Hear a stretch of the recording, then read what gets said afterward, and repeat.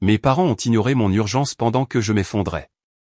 Ils étaient occupés à faire la fête pour mon frère, alors je leur ai rendu l'appareil d'une manière qu'ils n'ont jamais imaginée. Je m'appelle Derek, j'ai 30 ans et je dirige un petit atelier de réparation de motos sur mesure. Enfin, j'en dirigeais un, de toute façon. J'y reviendrai plus tard. Grandir à Bristol, Tennessee, était horrible. Pas à cause de la ville, mais à cause de ma situation familiale. J'ai un frère cadet, Tyler, qui a 3 ans de moins que moi, et aux yeux de mes parents, le soleil brille littéralement de son cul. Notre maison était le Tyler Show 24 heures sur 24, 7 jours sur 7. Notre salon ressemblait à une sorte de musée bizarre de baseball, avec tous ces trophées exposés comme s'il s'agissait de médailles olympiques ou quelque chose du genre. Des photos d'équipe étaient partout, et ces vieux maillots étaient encadrés comme s'il était Babe Ruth. Je ne plaisante même pas. Mes parents avaient fait construire un meuble spécial juste pour ces affaires de baseball. Pendant ce temps, mes affaires? J'étais assez bon en mécanique automobile au lycée et j'ai gagné quelques prix pour des reconstructions de moteurs. Vous savez où ils ont fini? Dans un tiroir quelque part, ou à la poubelle, peut-être. J'ai eu un assez bien de mon père une fois tous les 36 du mois. Je me souviens avoir passé tout un été, quand j'avais 16 ans, à réparer ce vieux moteur de Kawasaki.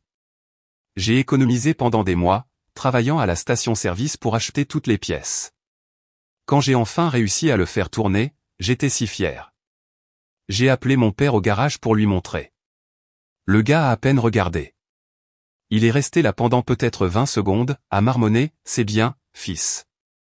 Puis il a immédiatement demandé si j'avais vu les statistiques de frappeurs de Tyler dans le journal ce matin-là. Jean, tu te fous de moi? C'était pratiquement toute mon enfance. Ma mère passait des heures à préparer les plats préférés de Tyler avant ses matchs, il faut que mon joueur vedette ait de l'énergie. Mais quand j'avais une exposition de moto, prends juste quelque chose dans le frigo, Derek. Papa quittait le travail tôt pour tous les matchs de Tyler, mais était trop occupé au bureau pour venir me voir gagner la 2e place à la compétition régionale de moto sur mesure. J'ai même arrêté de leur parler de mes compétitions après un certain temps. À quoi bon? Et bon sang, l'argent qu'ils dépensaient pour Tyler. Entraîneur privé, équipements sophistiqués, équipes itinérantes qui parcouraient tout l'État. Des milliers et des milliers de dollars. Pendant ce temps, je travaillais 2 emplois au lycée juste pour m'offrir des outils et des pièces pour mes motos. Je n'ai jamais vu un centime de mes parents pour mes affaires. Ce qui est dégoûtant, c'est que je ne détestais même pas Tyler pour ça. Ce n'était pas un mauvais gamin, vraiment. Juste terriblement gâté et complètement inconscient à quel point tout était injuste. Parfois, je le surprenais à avoir l'air mal à l'aise quand il le couvrait de louanges juste après avoir ignoré quelque chose que j'avais dit, mais il ne disait jamais rien. Pourquoi le ferait-il? Le gamin vivait son rêve. Quand j'ai eu 18 ans, j'ai su qu'il fallait que je me tire de là avant de devenir fou. J'avais économisé chaque centime que je pouvais et j'ai réussi à louer ce tout petit garage à environ 8 miles de la maison de mes parents. Assez près pour qu'ils puissent me joindre s'ils prenaient la peine d'essayer, mais assez loin pour que je n'ai pas à regarder le service d'adoration de Tyler tous les jours. J'ai construit cette entreprise de réparation de motos à partir de rien. Aucune aide de maman et papa. Pas de prêt sophistiqué ni de relations familiales. Juste moi, me cassant le cul 16 heures par jour, dormant sur un vieux lit de camp dégoûtant à l'arrière de mon atelier pendant la première année jusqu'à ce que je puisse m'offrir un vrai appartement. C'était terriblement dur, mais j'étais bon dans ce que je faisais. La rumeur s'est répandue que je pouvais réparer et modifier des motos mieux que les concessionnaires pour la moitié du prix. Cet atelier est devenu toute ma vie. Mon chien, Max, passait la journée avec moi, dormant au soleil près de la porte pendant que je travaillais. J'avais l'impression de compter là-bas, vous voyez? Comme si je valais quelque chose. Puis il y a eu cette fille, Mia. Elle a emménagé à côté il y a environ 2 ans et a ouvert ce mignon petit café. La première fois qu'elle est venue avec un café de bienvenue dans le quartier, j'ai failli laisser tomber la clé à molette que je tenais. Elle était magnifique, intelligente, drôle, bien au-delà de ma ligue. Mais pour une raison quelconque, elle semblait vraiment aimer traîner et parler de moto et de moteur avec moi. Je ne vais pas mentir, j'avais ces stupides papillons dans l'estomac chaque fois qu'elle passait, mais je suis resté amical et professionnel, juste des choses normales de voisinage. Après tout, pourquoi quelqu'un comme elle s'intéresserait-il à quelqu'un de graisseux comme moi? Ma famille avait clairement fait comprendre que je ne valais pas grand-chose, alors j'ai pensé qu'elle pensait probablement la même chose. Tout allait plutôt bien. Les affaires marchaient bien. J'avais mon chien, mon atelier, et au moins Mia semblait apprécier de me parler de temps en temps. J'ai pensé que ma vie était peut-être enfin sur la bonne voie. Puis est arrivé le jour, il y a 2 ans, qui m'a ouvert les yeux sur ma place exacte au sein de ma famille. C'était un mardi. Je travaillais sur cette belle Ducati qu'un riche gars de Nashville avait apportée pour un travail personnalisé. Il voulait toutes ces modifications sophistiquées qui étaient honnêtement un peu pénibles, mais il payait le prix fort, alors je ne me plaignais pas. Max était à son endroit habituel près de la porte, ronflant comme le salaud paresseux qu'il est. J'avais assez EDC à fond sur mes vieux haut-parleurs pourris. J'utilisais mon découpeur plasma pour modifier le cadre. J'avais fait exactement la même chose une centaine de fois auparavant, rien de compliqué. Mais cette fois, mec, je ne sais toujours pas exactement ce qui s'est passé. Peut-être que le métal avait un défaut, peut-être que je ne faisais pas assez attention. Tout ce que je sais, c'est qu'une seconde, j'étais concentré sur une coupe nette, et la seconde d'après, il y a eu ce bruit horrible comme du métal qui se déchire, une pluie d'étincelles, puis le découpeur plasma a reculé violemment. Le découpeur m'a coupé la jambe droite, juste au-dessus du genou. Je me souviens avoir vu le métal rougeoyant alors qu'il déchirait ma chair et l'odeur. Bon sang, l'odeur de ma propre chair brûlée. J'ai crié si fort que Max a bondi, aboyant comme s'il allait se battre contre ce qui m'avait fait mal. Le sang a commencé à couler immédiatement, pas seulement à saigner, mais à jaillir à chaque battement de cœur. Je suis tombé en arrière et je me suis cogné la tête sur le sol en béton, ce qui n'a rien arrangé. La douleur, je ne peux même pas la décrire. Comme si quelqu'un m'avait mis la jambe dans une fournaise et la tordait. J'avais déjà eu des os cassés, je m'étais coupé sur des pièces de moteur, je m'étais brûlé sur des pots d'échappement, mais c'était un tout autre niveau.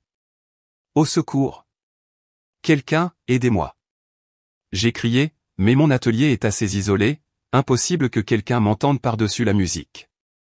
Mes mains tremblaient tellement que j'avais du mal à atteindre mon téléphone. Le sang s'accumulait rapidement sous moi, s'étendant sur le sol de l'atelier comme si j'avais renversé un bidon de peinture. Je sentais mon cœur s'emballer et cette sensation de froid et de sueur se répandre dans tout mon corps. Avec mes doigts ensanglantés maculant l'écran, j'ai finalement réussi à appeler ma mère. Quand elle a décroché, j'étais à bout de souffle, à peine capable de dire les mots. Maman, j'ai étouffé, je suis blessé, très gravement. Le découpeur, ma jambe, il y a tellement de sang. J'ai besoin d'aide maintenant. Sa réponse était complètement désinvolte, comme si j'avais appelé pour demander ce qu'il y avait pour dîner.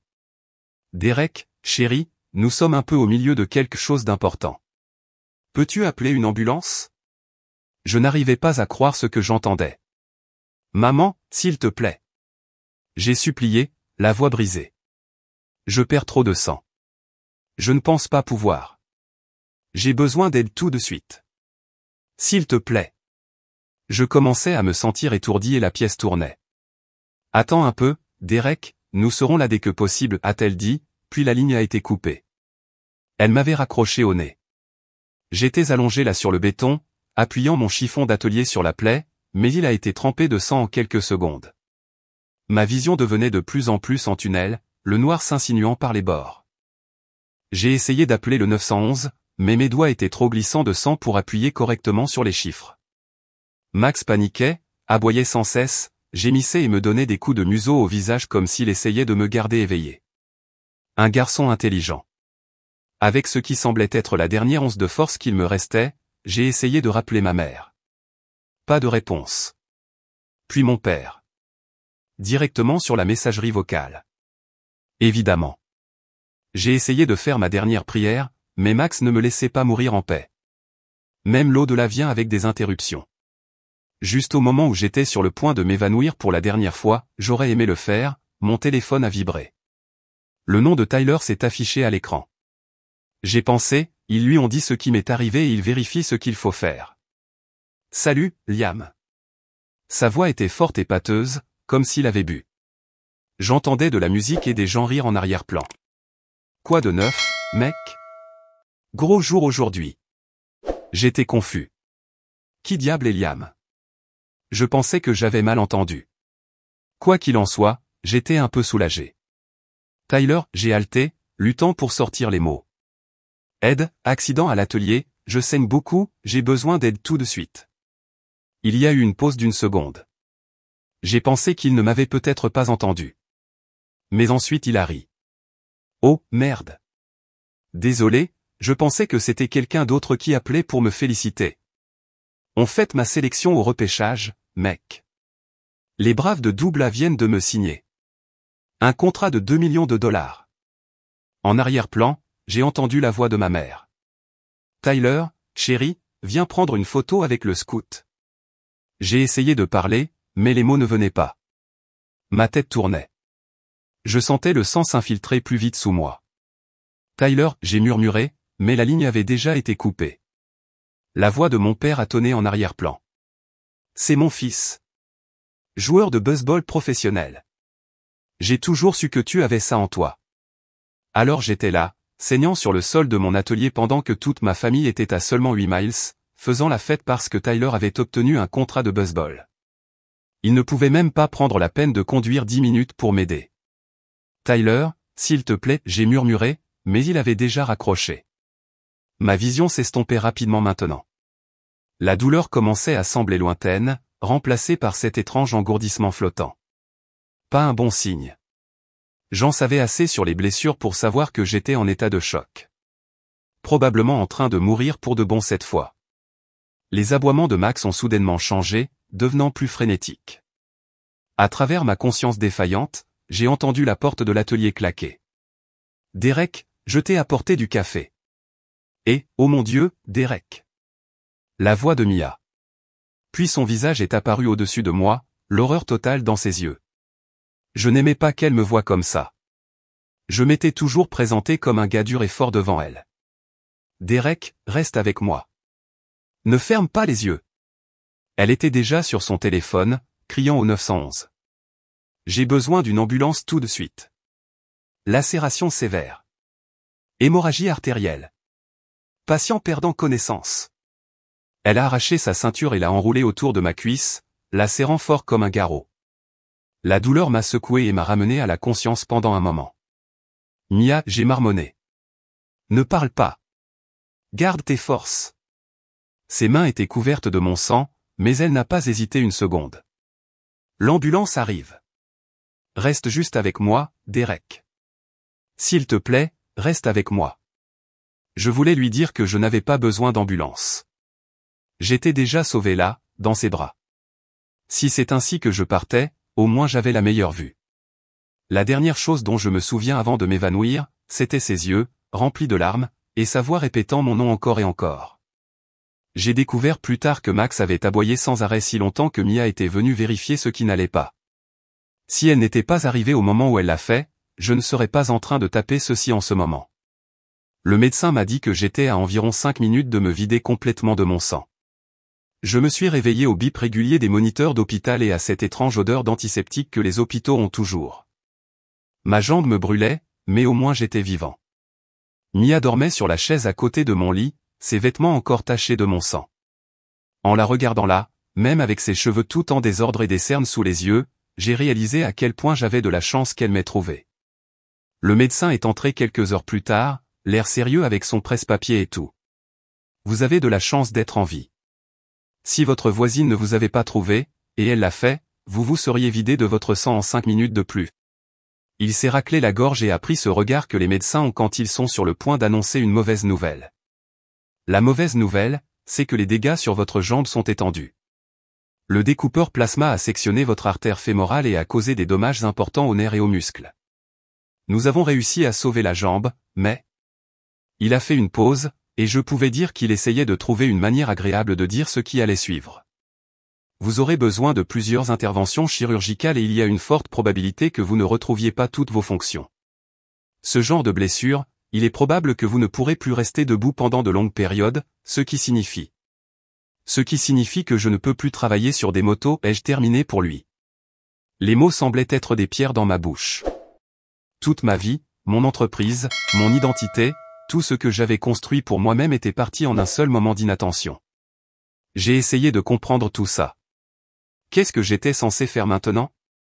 Mia s'est réveillée alors et est immédiatement venue à mes côtés, prenant ma main. J'avais tellement peur, a-t-elle murmuré. Il y avait tellement de sang et tu étais si pâle. Je pensais que j'allais te perdre. J'ai essayé de sourire pour elle. Merci de m'avoir sauvé la vie. Elle a serré ma main. Tes parents sont-ils venus? J'ai essayé d'appeler le numéro de tes contacts d'urgence. Mes parents? J'ai juste secoué la tête. J'étais trop fatigué pour expliquer toute cette situation compliquée. Puis, juste à ce moment-là, mon téléphone a sonné. C'était mon père. Pendant une fraction de seconde, j'ai pensé qu'ils s'en souciaient réellement et qu'ils appelaient pour prendre de mes nouvelles. Papa, j'ai répondu, me détestant d'espérer encore. Sa voix est arrivée, pas inquiète, juste professionnelle. Derek, ta mère et moi avons besoin d'emprunter 25 000 $ pour l'équipement de Tyler et les frais de déménagement pour sa nouvelle équipe. J'ai eu l'impression d'avoir reçu un coup de poing dans l'estomac. Non, comment vas-tu? Non, nous avons entendu dire que tu étais blessé? Juste passer directement à demander de l'argent pour Tyler à nouveau. Je suis à l'hôpital, ai-je dit lentement, ma voix tremblant parce que j'essayais de ne pas complètement craquer. J'ai failli mourir hier. Où étiez-vous quand j'ai appelé en suppliant de l'aide? Il y a eu une pause gênante avant que mon père ne réponde d'un ton dédaigneux. Ne sois pas si dramatique, Derek. C'était juste une coupure. Juste une coupure? Je ne pouvais plus me retenir. J'ai failli me vider de mon sang. Le médecin a dit qu'en 5 minutes de plus je serais mort. Et vous étiez tous trop occupés à célébrer le contrat de baseball de Tyler pour vous en soucier. Mia me regardait, les yeux écarquillés. Écoute, a dit mon père, semblant agacé comme si je lui faisais perdre son temps. Nous sommes désolés que tu te sois blessé, mais la signature de Tyler est une opportunité unique. C'est important. Et ma vie ne l'est pas? Je détestais à quel point je sonnais pathétique. Le silence qui a suivi m'a dit tout ce que j'avais besoin de savoir. Nous avons besoin de cet argent d'ici la semaine prochaine, a-t-il finalement dit. J'ai raccroché sans un mot de plus. Puis j'ai ouvert mon application bancaire et je l'ai fixée. Pendant 5 ans, j'avais envoyé 1 000 $ par mois à mes parents pour les aider avec les dépenses. J'avais toujours pensé que c'était la bonne chose à faire, vous savez? Ils avaient un peu de mal avec l'hypothèque, du moins c'est ce qu'ils disaient. Maintenant, je savais où allait vraiment cet argent, directement dans la carrière de baseball de Tyler. En quelques clics, j'ai annulé le virement automatique. C'est fait. 5 ans à leur donner mon argent durement gagné et ils ne pouvaient même pas prendre la peine de m'aider quand j'étais mourant. Mia s'est rassise, l'air choqué. Derek, je n'ai pas pu m'empêcher d'entendre. Tes parents ne sont vraiment pas venus quand tu les as appelés avant que je te trouve. Je lui ai tout raconté. Sur le fait de grandir comme le fils oublié. Sur le fait de les appeler hier et d'être ignorés pendant qu'ils célébraient Tyler. Sur des années à leur envoyer de l'argent qu'ils ne faisaient que passer à mon frère chéri. Quand j'ai fini, elle avait l'air de vouloir donner un coup de poing à quelque chose. Ce n'est pas une famille, a-t-elle dit, la voix tremblante. Ce n'est pas comme ça que les parents sont censés agir. C'est juste détraqué. Elle est restée avec moi pendant toute cette première semaine à l'hôpital. Chaque jour, elle m'apportait de la nourriture décente parce que la nourriture de l'hôpital est dégoûtante, elle m'aidait à comprendre la télécommande, elle me parlait juste de choses normales pour me changer les idées. Personne n'avait jamais fait quelque chose comme ça pour moi auparavant. Mais ensuite j'ai reçu un SMS de Tyler. Salut frère, j'ai entendu dire que tu t'étais blessé. C'est dommage. Aussi, as-tu dit à maman et papa que tu ne les aiderais pas avec mes dépenses? Pas cool mec. La famille est de la famille. Je n'ai même pas pris la peine de répondre. Le lendemain, ma mère a appelé et a laissé un message vocal. Derek, chéri, je sais que tu es contrarié, mais c'est la grande chance de Tyler. Nous avons vraiment besoin de cet argent. Rappelle-nous. Mia était là quand j'ai écouté le message vocal. Elle a pris mon téléphone et l'a supprimé. Tu n'as pas besoin de cette négativité en ce moment, a-t-elle dit. Puis elle m'a surpris en prenant ma main. Tu sais quoi? Je vais être ta famille maintenant. Moi et Max. Quelque chose dans la façon dont elle a dit ça m'a serré la poitrine, d'une manière complètement différente de celle des analgésiques. Quand elle m'a regardé, ce n'était pas avec pitié, c'était autre chose. Quelque chose que je n'avais pas l'habitude de voir diriger vers moi. Les médecins m'ont dit que j'aurais besoin d'au moins 2 autres opérations et de mois de kinésithérapie. Les frais médicaux s'accumulaient déjà, et ma mauvaise assurance ne couvrait qu'environ la moitié. Je m'attendais à une dette qu'il me faudrait des années pour rembourser. De plus, je ne pouvais pas travailler. Mon atelier était vide et je devais toujours payer le loyer. Je suis foutu, ai-je dit à Mia un soir quand la réalité m'a frappé. Je ne peux pas travailler, je ne peux pas payer mes factures, je ne peux pas garder mon atelier. Tout ce que j'ai construit est parti. Elle a serré ma main. Nous allons trouver une solution. Je ne pars nulle part. Cette nuit-là, après son départ, je suis resté allongé dans le lit d'hôpital en pensant à comment mes parents n'avaient pas pris la peine de faire 8 miles pour me sauver la vie, mais Mia, que je connaissais depuis moins de 2 ans, était à mes côtés tous les jours. Certaines familles sont celles avec lesquelles on est, certaines familles sont celles que l'on trouve. Et parfois, la famille que l'on trouve vaut bien plus que celle avec laquelle on est né. Quand l'infirmière est entrée pour vérifier mes constantes vitales, elle a remarqué que j'étais toujours éveillé. « Vous devriez vous reposer », a-t-elle dit. « Votre petite amie peut revenir demain. » Je ne l'ai pas corrigée sur le fait que Mia était ma petite amie.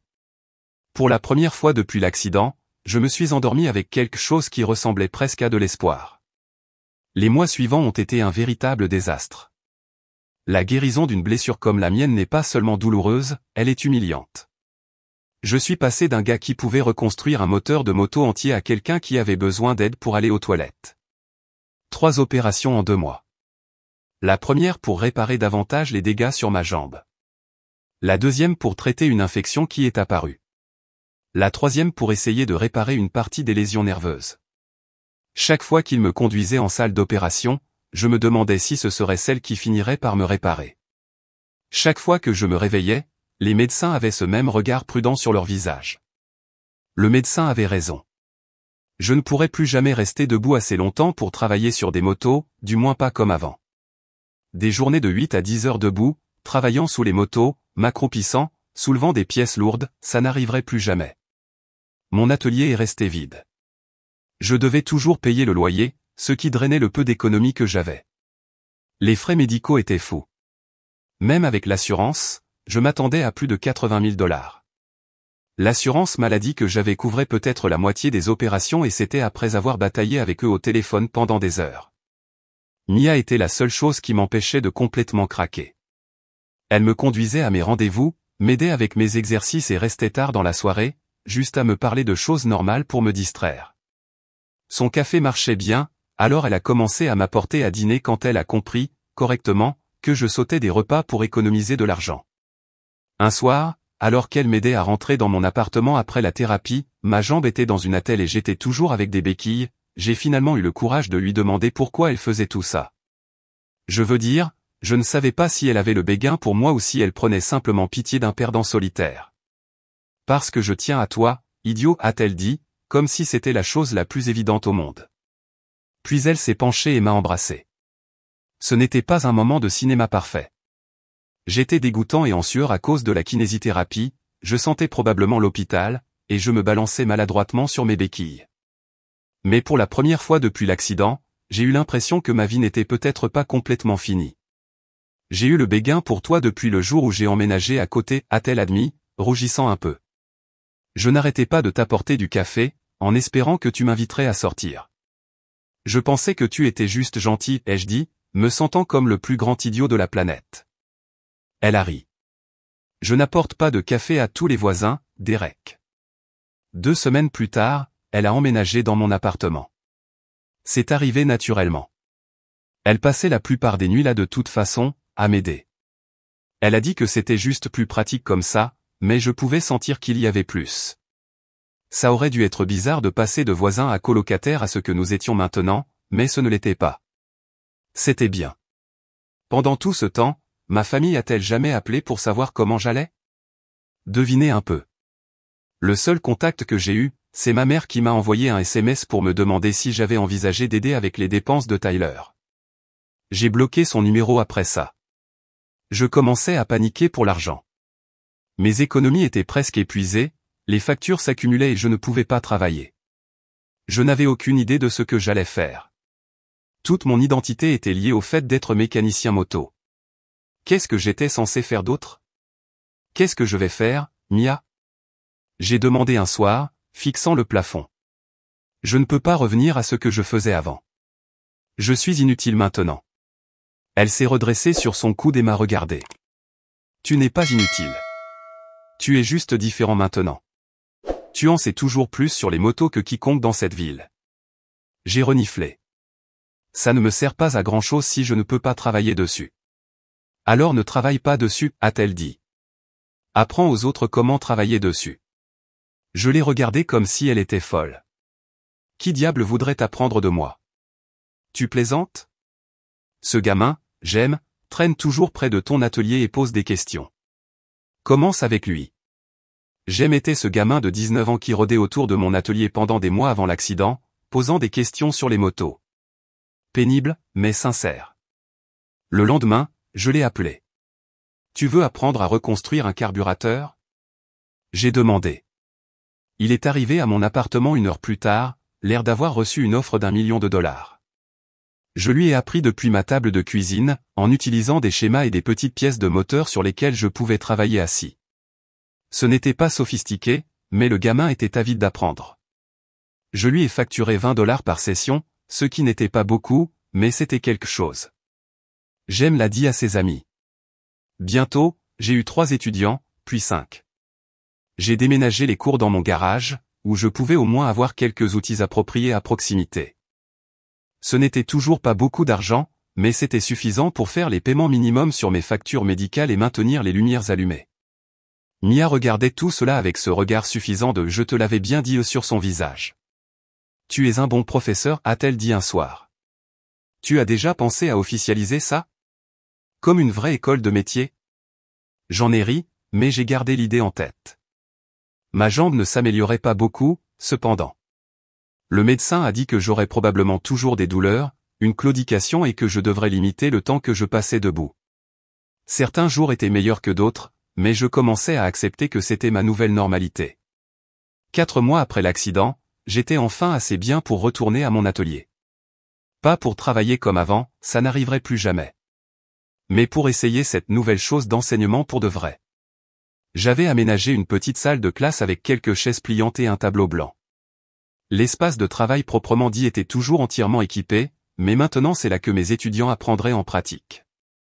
Ma petite école avait 6 étudiants réguliers à ce moment-là, principalement des gars à la fin de l'adolescence ou au début de la vingtaine qui voulaient apprendre la réparation de motos mais ne pouvaient pas se permettre une vraie école de métier. Je facturais assez pour maintenir les lumières allumées, mais pas tellement que ces gamins ne pouvaient pas se le permettre. Ça ne me rendait pas riche, mais entre ça et l'aide de Mia, je m'en sortais. Puis, de nulle part, alors que j'étais assis à mon bureau en train de réviser des schémas de carburateur pour la leçon du lendemain, j'ai entendu la porte de l'atelier s'ouvrir. Mia était au comptoir. Elle avait commencé à aider à l'atelier quand elle ne tenait pas son café. « Derek, tes parents sont là » m'a-t-elle appelé, la voix tendue. Mon estomac est tombé à mes pieds. Je ne les avais pas vus depuis avant l'accident. Ils sont entrés, exactement comme d'habitude. Aucun d'eux n'a même jeté un coup d'œil à mon attelle de jambes ou à la canne que j'utilisais maintenant pour me déplacer. « Derek » a dit mon père, passant directement aux affaires comme d'habitude. « Nous devons te parler de quelque chose d'important. » J'ai attendu, sans leur offrir de siège ni rien. « Pourquoi le ferais-je? » Tyler a quelques problèmes avec l'équipe, a dit maman, ajustant son sac à main de créateur sur son épaule. Le contrat avait quelques petits caractères que nous n'avions pas anticipés et il doit racheter une partie de son accord. C'est une question juridique. Papa a hoché la tête gravement. Cela va coûter environ 40 à 50 000 dollars pour régler la situation. Nous avons examiné toutes nos options et la seule solution est que tu vendes cet endroit. Je les ai juste regardés, ne sachant pas si je devais rire ou crier. Vous voulez que je vende mon entreprise pour renflouer Tyler d'un problème de contrat? Cet atelier est juste là pendant que tu récupères, a dit maman, gesticulant autour comme si toute ma subsistance n'était que de vieilles ordures que j'amassais. Si tu le vends maintenant, nous pourrons utiliser l'argent pour aider Tyler et il resterait assez pour que tu commences quelque chose de nouveau une fois que tu seras mieux. Je n'arrivais pas à croire ce que j'entendais. Après tout, après m'avoir laissé mourir, ils avaient le culot de me demander de vendre mon entreprise pour Tyler. Laissez-moi bien comprendre, ai-je dit lentement, essayant de garder ma voix calme. Vous voulez que je vende l'entreprise que j'ai bâtie à partir de rien, l'entreprise que je peux toujours diriger même avec ma blessure, pour que Tyler puisse se sortir d'un contrat qu'il a signé sans lire? Papa a froncé les sourcils. Ne sois pas égoïste, Derek. C'est de l'avenir de ton frère dont nous parlons. Et arrête d'agir comme si c'était une vraie entreprise. Quoi? Enseigner aux gamins comment visser des boulons? Ce n'est pas une entreprise. J'ai failli tomber de ma chaise. Égoïste? Moi? Avant que je puisse dire quoi que ce soit, Mia s'est avancée du comptoir, les yeux flamboyants. Égoïste? Vous êtes sérieux là? Mes parents l'ont regardé comme s'ils venaient de remarquer son existence. Derek a failli mourir, a-t-elle dit, la voix tranchante et tremblante de colère. Il vous a appelé en suppliant de l'aide, se vidant de son sang sur le sol, et vous l'avez ignoré. Vous étiez trop occupé à célébrer Tyler pour même vous en soucier. Il a subi 3 opérations, pourrait ne jamais se rétablir complètement, et aucun de vous ne lui a rendu visite, pas une seule fois. Et maintenant vous avez l'audace de venir ici et de lui demander de renoncer à tout ce qu'il a construit juste pour renflouer Tyler d'un autre désordre? La pièce est devenue silencieuse, mais les mots de Mia sont restés suspendus dans l'air comme une gifle. Maman a semblé offensée. Qui êtes-vous? C'est une affaire de famille. Vous restez en dehors de ça. Non. Je l'ai coupé. Mia est ma famille. Elle est plus de la famille que vous deux n'avez jamais été pour moi. J'ai pointé la porte. Sortez. Et ne revenez pas. Le visage de papa est devenu rouge. Ingrat. Sortez. J'ai crié, me levant malgré la douleur dans ma jambe. Ils sont partis, papa claquant la porte derrière eux assez fort pour faire trembler les fenêtres. Mia est venue à mes côtés alors que je me rasseyais, ma jambe me lançant terriblement. Je suis désolé, a-t-elle dit, prenant ma main. Je n'aurais pas dû me mêler. J'ai serré sa main. Non. Tu as dit exactement ce qu'il fallait dire. Cette nuit-là, je n'ai pas pu dormir. Pas parce que je me sentais mal à cause de ce qui s'était passé, ce n'était pas le cas, mais parce que j'étais toujours choqué qu'ils aient eu le culot de me demander de vendre mon atelier après tout ce qu'ils avaient fait, après tout ce qu'ils n'avaient pas fait quand j'avais besoin d'eux. Le lendemain matin, j'ai pris une décision. Je suis allé à la banque et j'ai retiré mes parents de ma liste de contacts d'urgence. J'ai appelé mon avocat, ok, pas mon avocat, un ami qui se trouve être avocat, et je lui ai fait rédiger un testament léguant tout à Mia. J'ai même appelé l'hôpital et je me suis assuré qu'ils savaient que mes parents ne devaient recevoir aucune information sur moi s'il se passait quelque chose à nouveau. Je coupais toutes les attaches. Une semaine plus tard, Mia et moi nettoyions l'atelier après la leçon du jour quand elle a soudainement dit « Je pense que nous devrions officialiser ça. » Officialiser quoi? J'ai demandé. Elle a fait un geste autour. Ça. L'école. Enregistrons-la officiellement comme une école de métier. Obtenons une certification. Faisons les choses correctement. Je l'ai regardée comme si elle était folle. Ça coûterait une fortune. Papier, licence, amélioration d'équipement. Et alors? Elle a souri. Mon café marche très bien. J'ai des économies. Nous pourrions être partenaires. Partenaires commerciaux? J'ai demandé. Elle est venue et m'a embrassé sur la joue. Ça aussi. 2 semaines plus tard, nous avons déposé les documents pour créer l'Institut technique de Moto Summer. Un nom fantaisiste pour ce qui était essentiellement juste moi qui enseignais aux jeunes dans mon vieil atelier, mais Mia a insisté pour que ça ait l'air professionnel. Vous savez ce qui est drôle? Toute ma vie, j'ai essayé d'obtenir l'attention de mes parents, qu'ils soient fiers de moi. Et maintenant que je construisais enfin quelque chose de bien, quelque chose qui pourrait réellement fonctionner, je me fichais de savoir s'ils le savaient ou non. Leur opinion n'avait plus d'importance. Cette nuit-là, alors que Mia et moi célébrions avec des plats à emporter, mon téléphone a vibré avec un SMS. C'était de Tyler, le premier que j'avais reçu de lui depuis ce SMS La famille et de la famille. Maman et papa paniquent. Ils pourraient perdre la maison à cause de mon truc de contrat. Peux-tu aider? J'ai regardé le téléphone pendant longtemps, pensant à toutes les années où j'avais supporté leurs conneries et à la façon dont ils essayaient de tout retourner. Ils avaient encore l'audace de m'appeler et de me demander de l'aide et de me faire culpabiliser. J'ai tapé, tu es mon frère, mais aucun de vous n'a agi comme une famille quand je me vidais de mon sang sur le sol. J'ai une vraie famille maintenant. Bonne chance avec ta carrière de baseball. Puis j'ai bloqué son numéro aussi. Mia a passé ses bras autour de moi par derrière. Ça va? J'ai hoché la tête. Ouais. En fait, je crois que oui. Je me sentais complètement en paix avec ma décision. Ils avaient fait leur choix il y a longtemps. Maintenant, je faisais le mien. Récemment, j'ai appris par un vieil ami du lycée que mes parents avaient fini par perdre la maison après tout. Ils ne pouvaient pas faire les paiements hypothécaires après avoir dépensé tout ce qu'ils avaient pour racheter le contrat de Tyler. Apparemment, ils ont emménagé dans un petit appartement en périphérie de la ville. Papa a dû sortir de sa retraite et prendre un emploi au magasin de bricolage local. Maman a commencé à travailler à temps partiel dans un grand magasin. Le karma est une garce, je suppose.